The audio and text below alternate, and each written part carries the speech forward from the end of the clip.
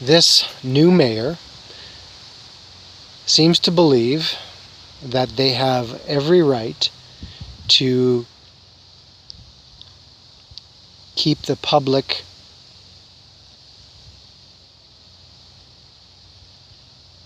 unaware of the activities going on in the municipality. Now, Springfield has history, and truth be known, it's one of the largest municipalities in Manitoba. It has I guess it would be the largest subterranean artesian water supply or shed.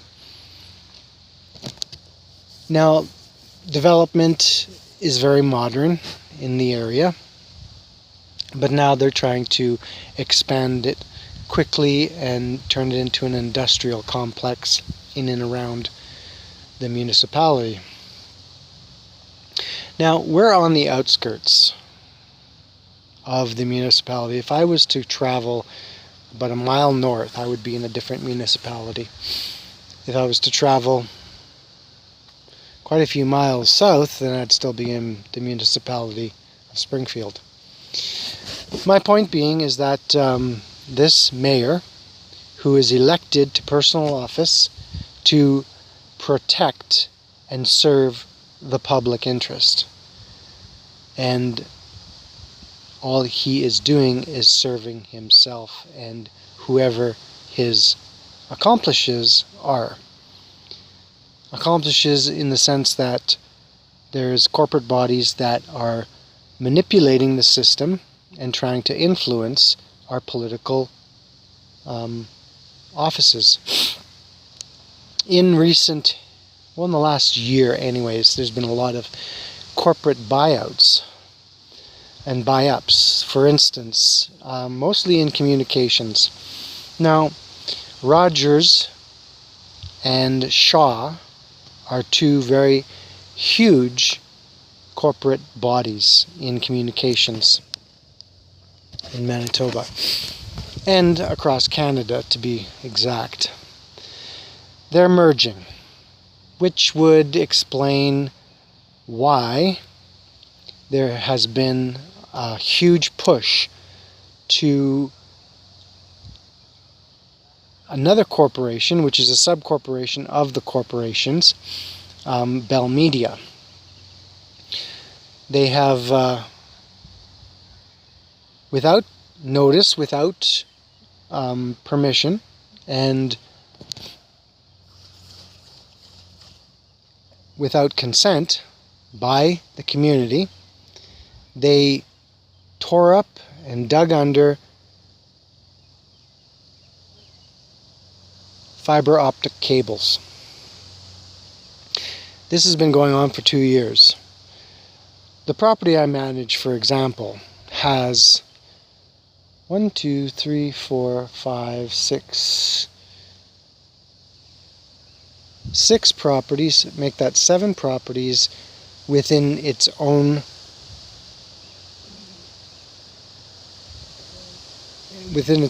frontage. Now, aside from the neighbors themselves, the municipality took it upon themselves and Valley Fiber to come in and trench under our driveway. They ditch-witched across the creek. They, for some information that I've collected, have destroyed unmentionable properties with their excavating. And the only responsibility that they were told, obviously by the municipality, is that they need to clean up the areas of their excavation.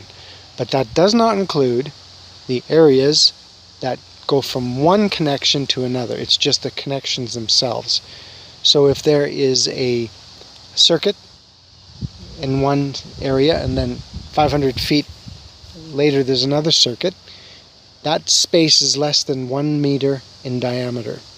That is all that they've been told that their responsibility is to keep, to upkeep and to make better, or make as well as it was before they excavated.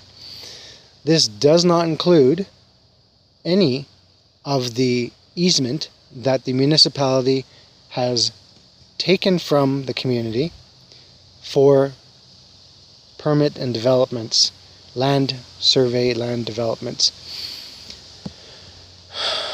My limited knowledge of the situation, but I'm not blinded to it, is that the easement allowed or allotted for the municipality, or the province, I guess in this case, because these are all provincial roads, is a 20-foot easement.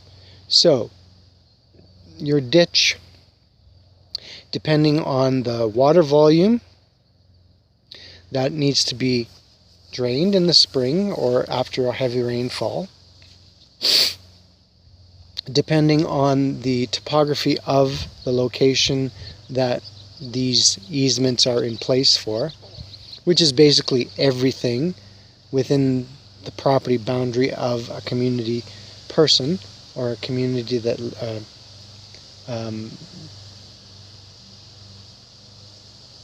what is the word they're using? They use constituents, where the constituents have laid down their roots for generations. They have laid down their life savings. They have laid down their obligation to taxes, and yet they do not get the right to do as they wish on the property that they maintain, the property that they pay taxes on, and the property that is legally and binding property to them. Now, Indigenous separately. That is a whole new ball game.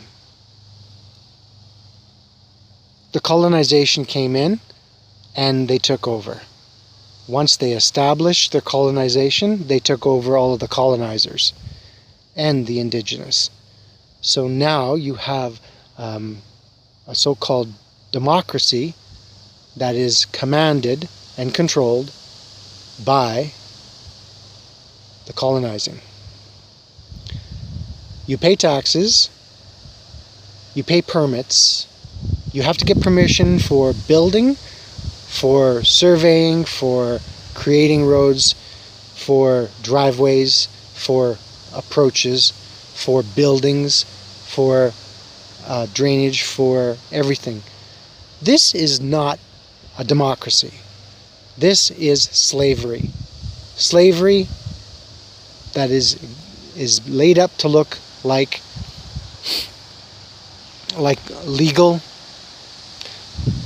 legal obligations forced to and forced on the community. Okay, so progress is inevitable. We have established that. I have established that. Progress is inevitable. We all want to progress into our retiring days. We want to create livable space for those who come after us.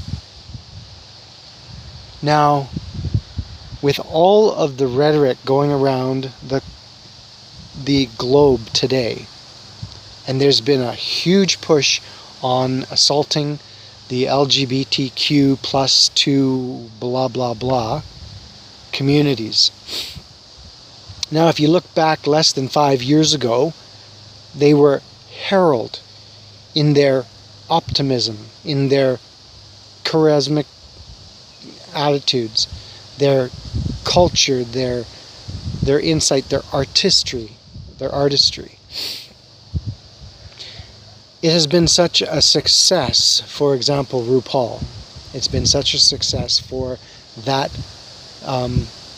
community that it has literally established partnerships with the political ruling party, both throughout the world and specifically the 5 eyes or 7 eyes, or how many eyes there are today. My point, I am a gay man. I have a partner. We've been together for 22 years. We have contributed, backs broken, to the community. And this is the treatment we get after such diligent and consistent development on our own parts and on the parts of the community. And not only the LGBTQ2+ community, but we're talking about the community as general, as whole, as a planet whole community. Now, for those parents, and I'm a parent myself, I'm a grandparent to be exact, for those parents out there who are teaching the next generation how to hate, it is you that is the problem, not the children. It is you who have committed such atrocities to the community by grooming your children to be the next generation of hate. So think about that before you start criticizing everyone else around you, because that responsibility is yours, not the community's. You're going to have children, blessed you. But if you're going to train your children to be hateful, to be the next generation of hate, then you are the problem. And you should be taking a look at your own situation and reflecting on your own conscience, because that is where the problem lies. It's in your conscience and you're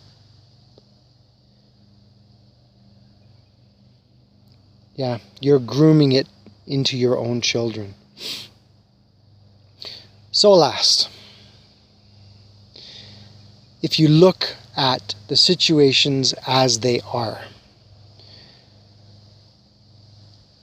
a town cannot be a country, and a country cannot be a nation unless everyone works together and stop trying to push your own agenda.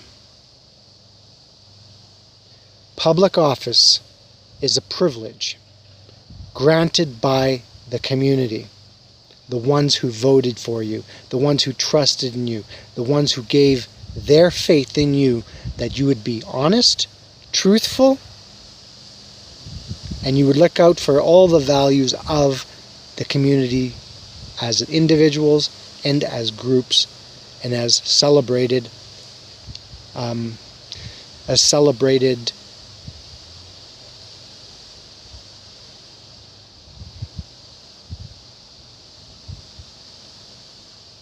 let's call it celebrated constructs, religious and otherwise. Each individual is an individual.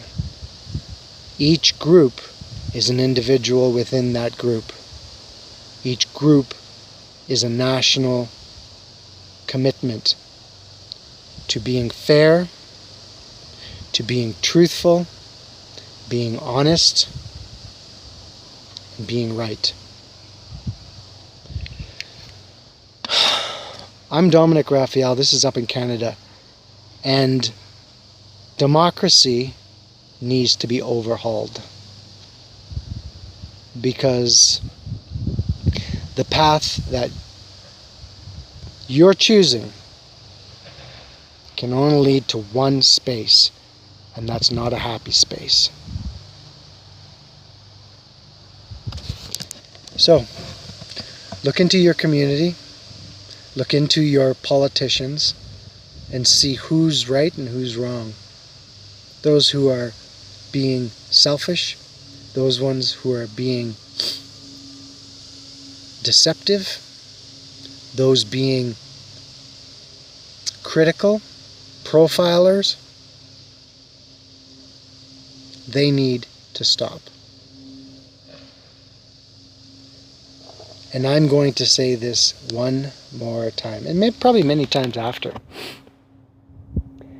But you reap what you sow. And karma is your judge, your jury, and your prosecution. So, once again, I'm Dominic Raphael. This is Up in Canada. And this is my rant of the day. Cheers.